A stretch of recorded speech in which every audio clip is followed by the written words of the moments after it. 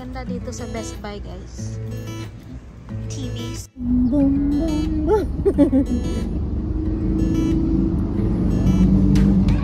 Savvy, wake up early, could be anywhere. Flashcards. Badly, truly, could have fooled me. We are here in Best Buy getting an ink. Trying to figure out the cheapest way, but it probably won't the be price, guys, $54.99. Then we're gonna get some paper too for $6.99. Yeah, because we're gonna be printing our forms for my application for my citizenship, which is N400. Yeah, so, oh, it's expensive. So you're getting that one then? Yeah, so we're gonna buy this one, guys. Well, oh well, it's okay. So we need it. Happy will gonna pay for it. Ganda dito sa Best Buy, guys. TVs. Pay it.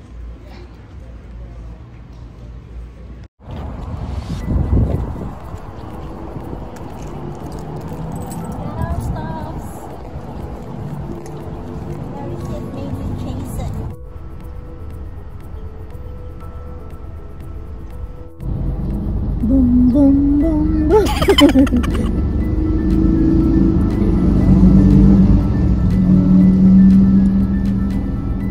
We are going to T-Mobile. Yep, as soon as I charge my phone. Yeah, because your phone is dead. Yes, it is. Boom, boom, boom, boom, boom, boom, boom, boom, boom, they got super bass. Boom, boom, boom, boom. Home, guys. That's the ink right there. Number 63.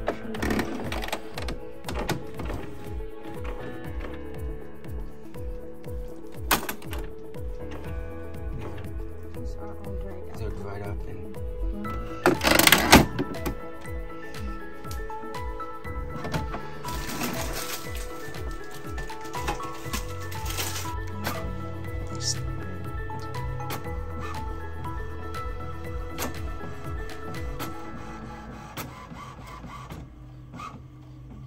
yung printer pala namin is Wi-Fi siya.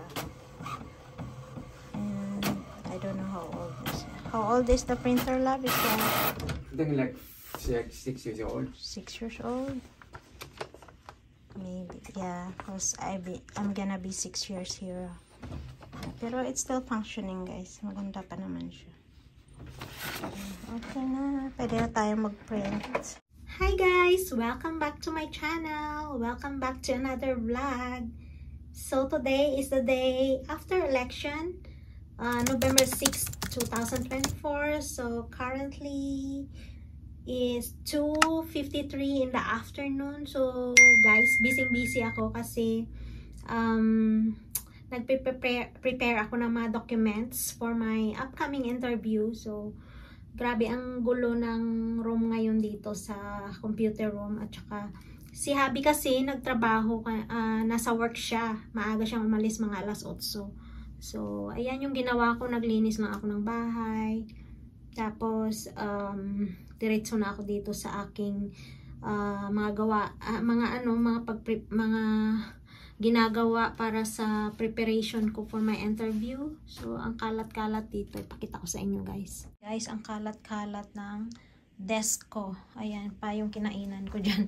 Hindi ko pa na kakalunch ko lang. Tapos nagpiprint ako ng mga pictures, props ng namin.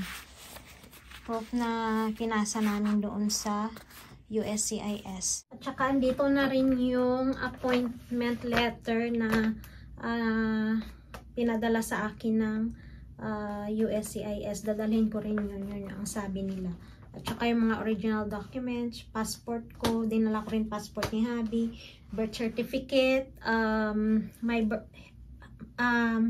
Corey's birth certificate, my husband's birth certificate, of course, my birth certificate, and then my passport, at dinala ko rin yung passport ni hubby.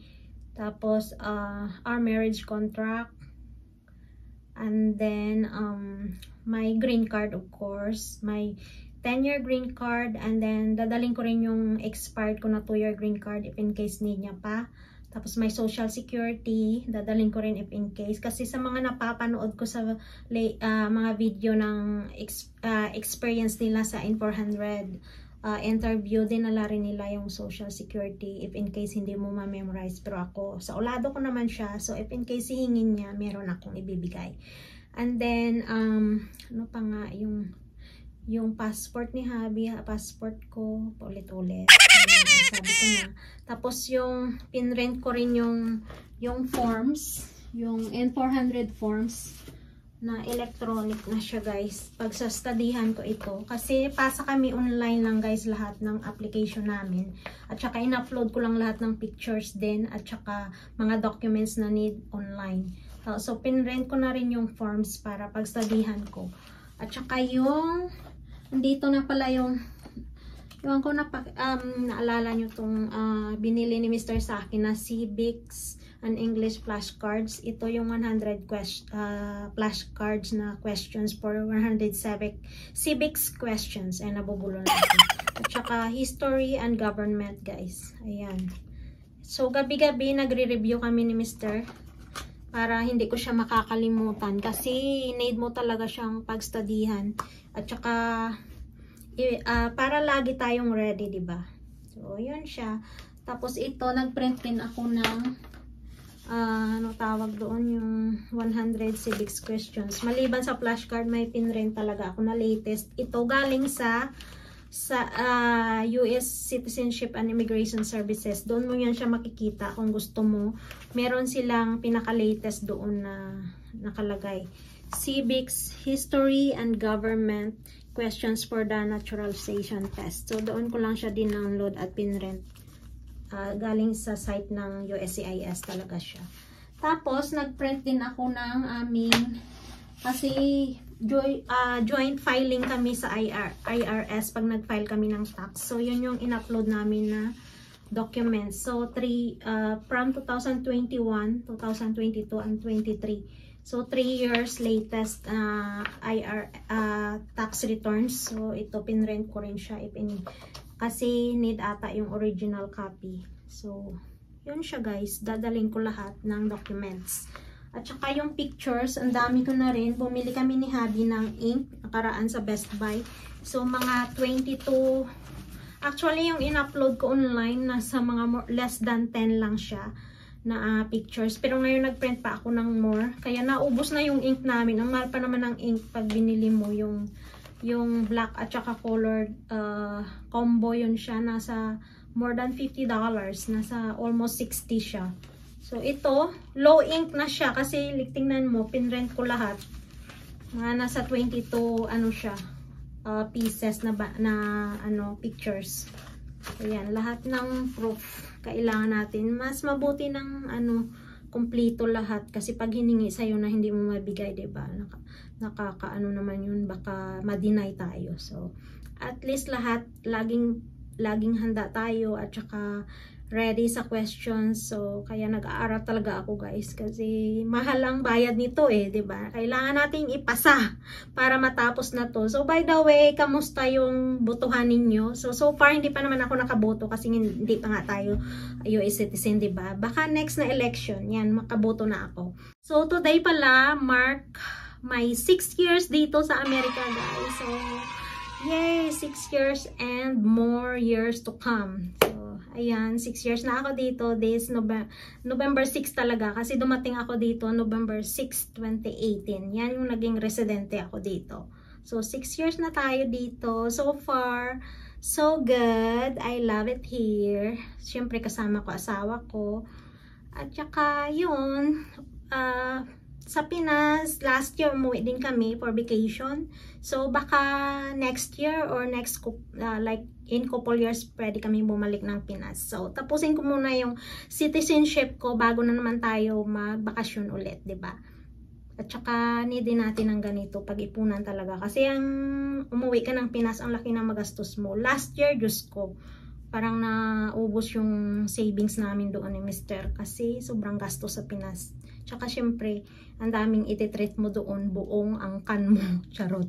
Mapasalubong mo pa, diba? Pa-box pa. Nagpa-box pa kami yun ni Mr. ha. Tapos may mga dala pa kami, grabe. Pero lesson learn na talaga sa akin na hindi ako magbibili ng maraming pasalubong. Kasi last year, sobrang dami ng binili ko. At saka nahirapan kaming magbitbit ng mga dala namin. Ang hirap kaya sa airport. Tsaka may layover kasi kami Manila to Iloilo. So, ayan, okay lang sana kung wala kaming tawag doon yung layover na kung diretso, kung Manila lang kami medyo madali siya. Tsaka medyo mura lang pag Manila lang. Pero pag Iloilo pa Visayas, magastos talaga guys. Grabe, sobrang mahal ng ticket. So, pag-ipunan muna natin. At saka by the way, ang dal ko na baka mamaya sabihin nyo ang sobrang daldal ko na. So, okay lang yan. Siyempre, nagsishare din tayo ng mga experience natin dito. Kaya nga tayo nandito sa YouTube, diba? Para makapag-share. Sobrang kalat ng desk ko dito, guys. Sa isang room. So, magre-ready tayo. Yan yung mga pictures namin dyan ni Mr. Tapos yung mga kalat ko dyan. A few inches later. Dinner is ready! Chicken pork adobo with bell pepper, and then of course rice is light. Ayan, nagko-cross din ba kayo sa rice nyo guys? Yan kasi tinuro ng nanay ko, crossan daw yung rice bago